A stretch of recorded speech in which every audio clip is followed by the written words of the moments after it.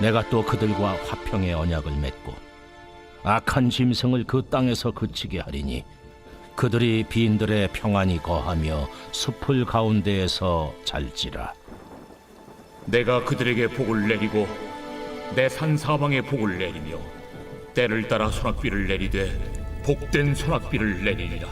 그리한즉 밭의 나무가 열매를 맺으며 땅이 그 소산을 내리니 그들이 그 땅에서 평안할지라.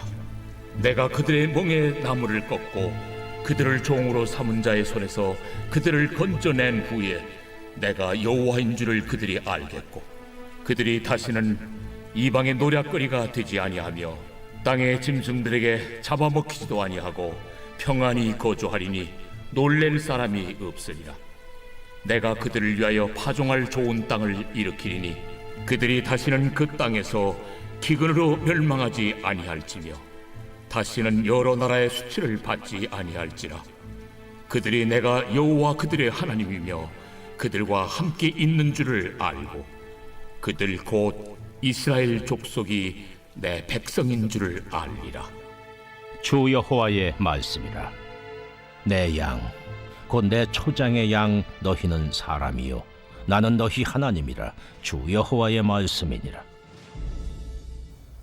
에브리데이 썬데이, 우리의 매일을 썬데이로 세팅하라. 할렐루야, 여호와 샬롬의 하나님을 경험하는 오늘 하루 되시기를 주님의 이름으로 축복합니다. 본문 에스겔 34장은 심판과 구원을 함께 선포하는 이중 신탁입니다.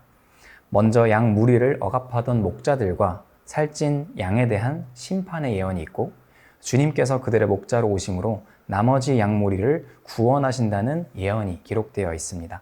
본문의 후반부인 오늘 말씀은 양과 양을 심판하실 목자께서 양 무리들과 화평의 언약을 세우실 것이라고 선언해요. 오늘 이 말씀을 통해 목자 되신 주님의 음성을 듣고 화평의 언약, 그 성취를 경험하는 큰 은혜가 있기를 소망합니다. 34장의 앞선 부분은 하나님께서 유다 백성을 괴롭히던 악한 통치자, 부와 권력을 악용하던 자들을 심판하고 다윗과 같은 새로운 목자를 왕으로 세우셔서 다스린다는 내용을 담고 있습니다. 이어지는 25절은 내가 또 그들과 화평의 언약을 맺고 라고 약속하시죠. 여기서 화평으로 번역된 말씀은 우리에게 익숙한 샬롬인데요. 우리가 흔히 사용하는 샬롬은 늘 하나님과의 관계 안에서 설명되는 표현입니다. 구약의 맥락에서 이 샬롬은 단순히 전쟁이나 다툼이 없는 편안한 상태를 의미하지 않고 복의 근원이신 하나님의 임재로 인해 결핍을 찾아볼 수 없는 상태를 뜻해요. 보다 넘치도록 풍족하며 그분으로 인해 만족된 상태를 의미하죠. 오직 하나님과의 동행과 교제를 통해서만 진정한 화평인 샬롬을 누릴 수 있는 것입니다. 나아가 이 샬롬은 언약을 통해서 확증되는데 여기서 언약을 맺는다라는 표현을 직역하면 약속을 자른다라는 뜻입니다. 이는 고대 근동의 관습과 관련된 표현인데요. 곧 개인이나 또 국가 사이에서 중요한 약속을 할 때 짐승을 죽여 시체를 반으로 가르고 그 사이를 지나갔던 의식을 떠올리게 만들어요. 언약에 참여한 당사자 누구라도 그 약속을 어긴다면 그 짐승 같은 운명에 처해져도 좋다는 의미가 담겨 있죠. 그런데 본문의 샬롬 언약은 개인이나 국가 누구가 아니라 하나님께서 직접 체결하신 언약이라는 특징이 있습니다. 그리고 이 약속은 앞서 기록된 한 목자이신 분, 곧 예수 그리스도를 통해서 완전히 성취되었음을 우리는 알고 있어요. 즉, 예수님을 영접하는 사람은 하나님과의 관계가 회복되어서 그 관계 안에서 진정한 평안인 샬롬을 경험하게 될 것이라는 이 언약의 성취를 말씀 안에서 발견하게 됩니다. 나아가 이 언약의 구체적인 내용들을 이어서 보자면 하나님의 샬롬은 그저 마음의 평안만을 주는 단순한 위로에 그치지 않음을 알 수 있는데요.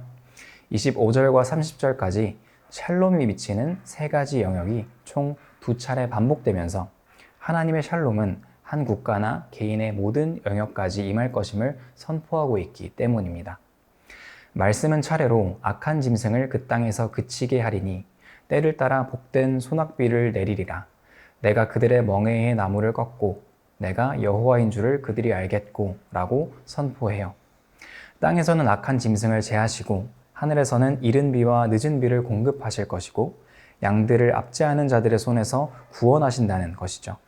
곧 땅과 하늘의 모든 영역 중에 하나님께서 하나님이시라는 사실을 드러내신다는 선언입니다. 당시 바벨론의 포로로 끌려와 있던 유다 백성들에게 이와 같은 에스겔의 선언은 말 그대로 전 영역의 구원을 선포하는 말씀이었습니다. 한 개인의 관계나 상황, 미래에 대한 샬롬을 약속하는 것을 넘어서서 정치적 안정과 경제적 안정, 외교적 안정의 선포까지 이 샬롬의 언약 안에 약속되어 있기 때문이죠. 에스겔은 이 약속이 단순히 유다 외부의 적들을 제거하는 것으로 성취되지 않고 34장 전체에 걸쳐서 유다 내부의 분열을 초래하는 악한 목자와 양들까지도 심판하는 이 목자의 권능을 통해 완성될 것이라고 이야기합니다. 결국 이를 통해 양들은 누가 우리의 진정한 목자인지 알게 될 것이고 누가 우리의 진짜 왕인지를 함께 발견하게 되는 것이죠. 어떻게 진짜 샬롬이 이 땅의 통치자에 의해서 찾아오는 것이 아니고 국가의 정치, 경제, 외교적 평안이나 한 개인과 공동체의 샬롬도 예수 그리스도 안에 있음을 발견할 수 있는 것일까요? 우리에게 익숙한 누가복음 2장은 예수님의 12살 시절을 언급합니다. 그리고 이어서 누가는 수십 년을 뛰어넘어서 세례 요한과 예수님께서 본격적으로 그 사역을 시작할 때의 상황을 이렇게 묘사하는데요. 디베르 형제가 통치한 지 15해, 곧 본디오 빌라도가 유대의 총독으로, 헤롯이 갈릴리의 분봉왕으로, 그 동생 빌립이 이두레와 드라고닛 지방의 분봉왕으로, 루사니아가 아빌레네의 분봉왕으로, 안나스와 가야바가 대제사장으로 있을 때에 누가는 예수님께서 공생애를 시작하실 때 누가 로마의 통치자였고 누가 유대 땅을 다스렸고 누가 종교 지도자로 군림하고 있었는지 아주 정확하고 상세하게 기록하고 있습니다.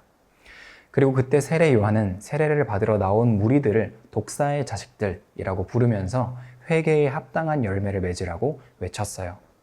세리들, 군인들도 그의 말을 들었고 모든 사람에게 성령과 불로 세례를 베푸시고 심판하실 예수 그리스도의 길을 예비하라고 선포했죠. 이 땅에서 예수님의 사역은 그렇게 시작되었습니다. 그분은 국가의 치열한 정치, 경제, 외교적 현실 한복판에서 또 개인과 공동체 안팎의 분열과 혼란 속에서 하나님의 샬롬의 사명을 띠고 이 땅 가운데 오셨어요. 로마의 황제가 아닌 진짜 왕의 통치를 보이셨고 불의한 세리에게는 경제 영역에서의 정의와 공의를 가르쳐 주셨으며 사마리아 같은 이방 민족에게는 직접 찾아가서 참된 화평을 이루셨죠. 죄로 인해 깨어진 모든 관계와 분열 속에서는 십자가에서 이루어진 죄사함을 통해 하나님과의 샬롬을 완성하셨습니다. 어디서나 불의에 타협하지 않는 진리의 말씀으로 싸우셨고 사랑과 용서를 가르치셨으며 끝내 죽음에서 부활하심으로 완전한 평안과 승리를 성취하셨어요. 그때 로마의 군인들은 예수님께 샬롬을 물었습니다.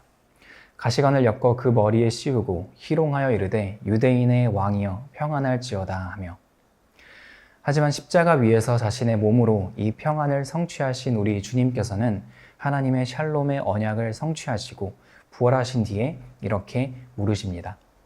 예수께서 그들을 만나 이르시되 평안하냐 하시거늘 여자들이 나아가 그 발을 붙잡고 경배하니 하나님의 참된 샬롬은 이렇게 예수 그리스도의 전 존재를 관통한 샬롬이었습니다. 세상의 거센 저항과 공격, 죽음까지도 승리하신 하나님의 샬롬. 오늘 에스겔의 말씀은 그렇게 성취되었어요. 악한 짐승을 그 땅에서 그치게 하리니 때를 따라 복된 소낙비를 내리리라. 그리한즉 밭의 나무가 열매를 맺으며 내가 그들의 멍에의 나무를 꺾고 우리 가운데 악한 짐승이 어떻게 그칠 수 있을까요? 왜냐하면 우리 주님께서 악한 짐승과 직접 대면하여 싸워 승리하셨기 때문입니다. 때를 따라 복된 소낙비를 내리심은 어떻게 신뢰할 수 있나요? 왜냐하면 주님께서 창조주의 권능으로 비바람을 주관하심을 우리는 보았기 때문입니다. 또 우리 인생의 열매와 소산은 어디서 구해야 하나요? 주님은 먼저 그 나라와 그 의를 구하는 삶 안에서 그 모든 것이 더하여질 것이라고 약속하셨습니다. 그리고 마침내 우리의 모든 멍에는 어떻게 끊어질 수 있을까요? 주님께서 죄와 고통의 멍에를 진 우리를 대신해 십자가를 지셨기 때문입니다. 사랑하는 여러분, 삶의 모든 영역에 있어 이 샬롬 언약의 성취가 예수 그리스도 안에 있음을 믿는 우리 모두가 되시기를 주님의 이름으로 축복합니다. 오늘 34장 말씀의 샬롬은 오직 그리스도 안에서 우리 인생의 전부를 향해 뻗어 있습니다. 본문은 그저 위로와 성공만을 약속하지 않고 심판과 또 회복의 메시지를 함께 전하고 있어요. 우리 예수님께서 그리하셨던 것처럼 에스겔 말씀 앞에서 거짓 목자의 포악함이 드러나고 맡겨진 양떼를 돌보지 않은 무책임함은 고발되며 다른 양들을 착취했던 살찐 양의 죄악도 드러납니다. 또 여전히 국가를 재건하고 이상적인 왕을 통해 희망을 찾고자 했던 잘못된 정치적 소망도 무너지죠. 말씀은 우리가 누구인지 또 누가 우리의 참된 소망이며 왕이고 구원자인지를 이렇게 선포합니다. 내 양, 곧 내 초장의 양, 너희는 사람이요 나는 너희 하나님이라 주 여호와의 말씀이니라. 다 양 같아서 잘못 행하여 각기 제 길로 가는 우리들을 향해 주님께서는 우리를 향해 내 양, 내 초장의 양, 곧 사람이라고 선포하십니다. 히브리어로 이 사람은 곧 아담인데요. 아담은 곧 우리가 흙으로 만들어졌음을 기억하게 만드는 단어죠. 흙으로 만들어져 흙으로 돌아갈 연약한 존재이고 하나님께로부터 나와 하나님 앞에 설 피조물이라는 사실을 떠올리게 합니다. 사람은 이렇게 하나님 앞에서 자신을 비추어 보지 않고서는 자신을 바르게 인식할 수도 우리의 문제를 해결할 수도 없는 존재입니다. 양들도 나의 것이고 양들이 사는 초장도 나의 것이라고 말씀하시는 하나님께서는 자신을 너희의 하나님, 곧 우리의 하나님이라고 소개하세요. 참된 샬롬이 어디로부터 오는지 아시는 유일한 분, 또 그 샬롬을 주시는 분, 푸른 초장과 쉴만한 물과 또 사망의 음침한 골짜기에서도 우리를 붙드시는 주님 안에서 진짜 평안을 누리는 여러분이 되시기를 예수님의 이름으로 축복합니다. 우리 인생의 전 영역에 참된 소망이 되는 유일한 평안이 주님께 있습니다.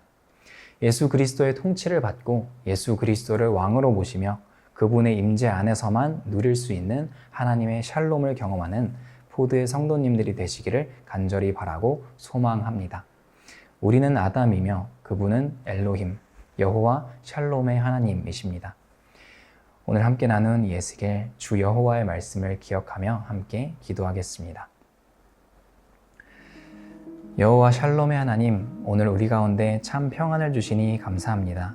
이 말씀이 단순한 위로를 넘어 우리 인생과 사회, 나라와 민족의 모든 영역 가운데 하나님의 통치를 선언하는 심판과 회복의 말씀으로 기억되기를 소망합니다. 거짓 평안을 약속하는 세상의 소리에 속지 않게 하시고 참된 평안을 이미 이루신 예수 그리스도 안에서 우리 자리를 발견하기 원합니다. 오늘 하루 가운데에도 악한 짐승을 마주할 때, 평안이 없을 때, 열매가 보이지 않을 때, 수많은 멍에 가운데 묶인 우리의 모습을 발견할 때마다 그 모든 것으로부터의 승리를 완성하시고 자기 안에서 평안과 축복을 경험하라고 말씀하시는 주님의 음성을 듣기 원합니다. 평안하냐고 묻는 그분의 목소리로 인해 샬롬을 누리는 하나님의 사람들 되게 하여 주시옵소서. 하나님 앞에 선 아담과 같이 하나님의 소유였던 에덴 동산에서 하나님의 통치를 벗어난 우리의 죄악을 용서하시고 내 양, 곧 내 초장의 양임을 다시 기억하게 하시는 큰 은혜와 사랑으로 인도하사 참된 회복과 샬롬이 우리가 거하는 모든 영역 가운데 임하게 하여 주시옵소서. 하나님께서 우리의 하나님이심을 알기 원합니다. 예수님 안에서 우리를 인도하여 주실 줄로 믿습니다. 참된 목자 되시고 양들을 위하여 죽으신 하나님의 아들, 우리 주 예수 그리스도 이름으로 기도합니다. 아멘.